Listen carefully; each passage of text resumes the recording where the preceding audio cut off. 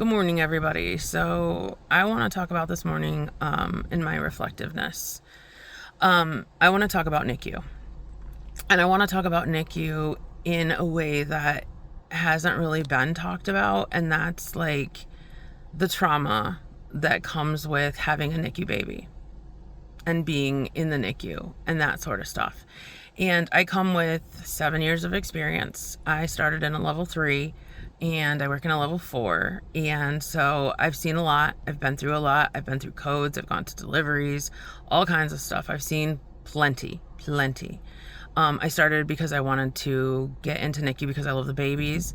And I find the more and longer I'm there, I really enjoy connecting with the families and trying to help make sense of stuff that really doesn't make sense. 7 years in the NICU and I still feel like it's day one. I have a mentor who told me that, I watched a parent say, "Oh, hey, you've been here for 20 some years. You must know everything." And she said, "Ma'am, respectfully, the day I know everything is the day I'll retire." And so I embrace the curiosity of the NICU. However, I want to have very real conversations to help some of moms, especially, but dads, families, even nurses, neos, that sort of stuff. Like, I don't have answers. All I have is a very active, like ADH analytical brain that I enjoy psychology. So trying to put pieces of a puzzle together. And so all I want to do is create a safe space where people can kind of talk about what happened to them and how difficult it was. But I also want to create something larger where people can now talk ahead of time and find it as a resource to go and look at things or understand things a little bit better.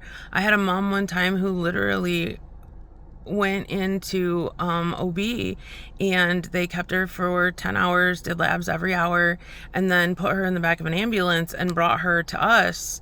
Actually brought her downstairs to the OB, and then all of a sudden had to do a C-section to get her baby out, and her baby was 29 weeks. And she told me that she didn't think her baby would live. She thought her baby would die. And that broke my heart. I've heard moms say that they feel horrible because their bodies failed them. They did not.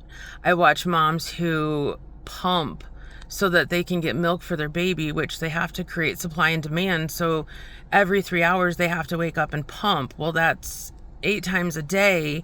And in a 24-hour period, we're telling moms that they need to rest, and they can't.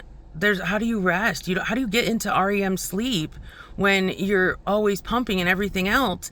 And so then you're worried about your baby surviving because then you're bedside, and then your baby does things that you don't expect, and that people rush in and try to save your child because that's what we do. And then afterwards we explain it kind of, sort of, but I think the hardest part is that getting to where parents understand what we're saying respectfully, but respectfully understanding where parents are in their journey, mindset, that sort of stuff. I feel like that's the piece that we're missing, is that you came to us as NICU parents, families, with life beforehand. You were excited. You thought you were going to have this perfect pregnancy. You look and see there's hardly any talk of NICU or that sort of stuff. And then you're thrown into the NICU world with no explanation or understanding. And then you leave, and then all of this trauma sets in because you were in survival mode. Yeah, you were just trying to get day to day.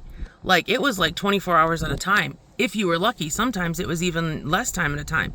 So I'm just trying to help people start having conversations and encouraging parents to get knowledge beforehand. But I want them to understand they're not going to have all of the answers. However, the questions that they ask are always respectful and appropriate, and also addressing the fact that sometimes people show their fear in different ways. Sometimes people are really loud, but they're scared.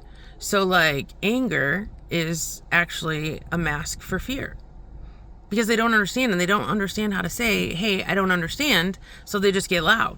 And they get attention, but then people are like, "Oh, yeah, that person's loud." And it's just kind of watching this unfold. It's this whole time, it's we just need to have conversations and educational conversations. And I would love to be a resource for people to ask questions of saying, "Hey, what about this? What about that? What about this?" I love questions. Questions help me to help people understand things better. And I love NICU, and I have watched and gathered so much real life knowledge, experience, that sort of stuff. And respectfully, like, not where I'm going to reveal HIPAA, obviously. Like, I understand that. I understand people's like respect, and I'm not looking to sit here and share things that people don't need.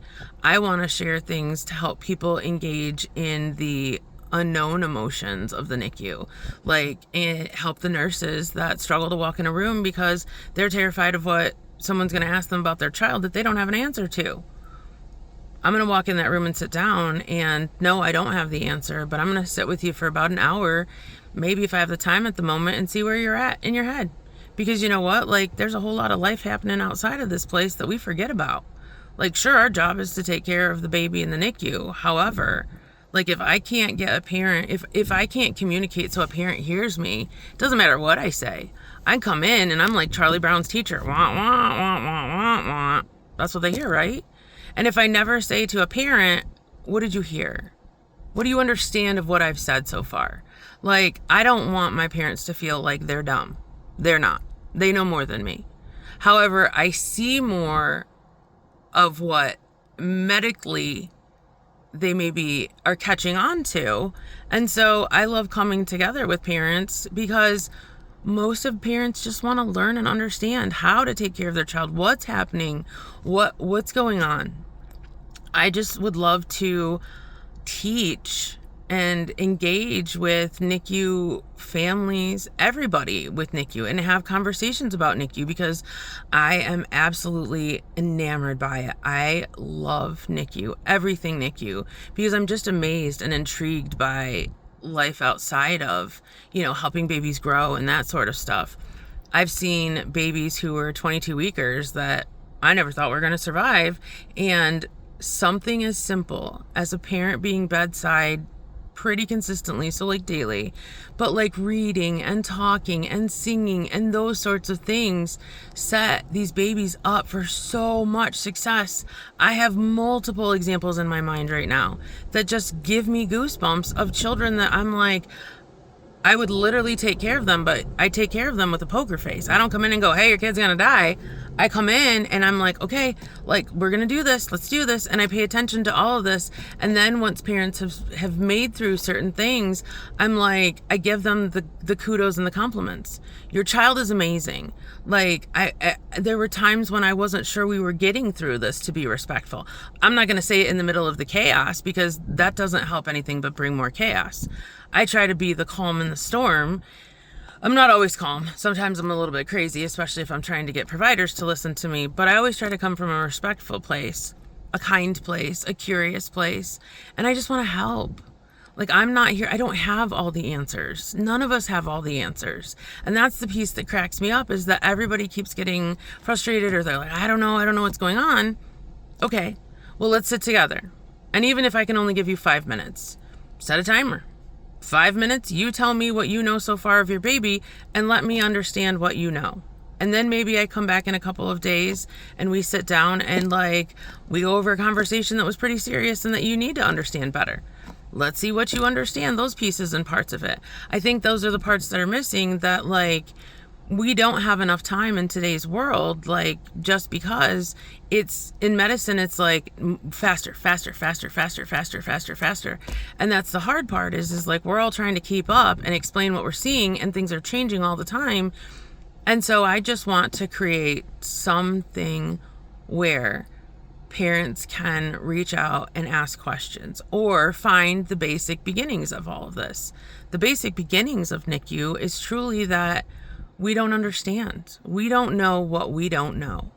And unfortunately, the only person that knows what's going to happen and what this journey is going to look like is that tiny human that's in the incubator or in a crib that can't talk. So I try my best to understand what the baby's trying to say, to share it with parents. And then I try to answer parents' questions based off of what they understand and know. We're coming together to take care of this tiny human.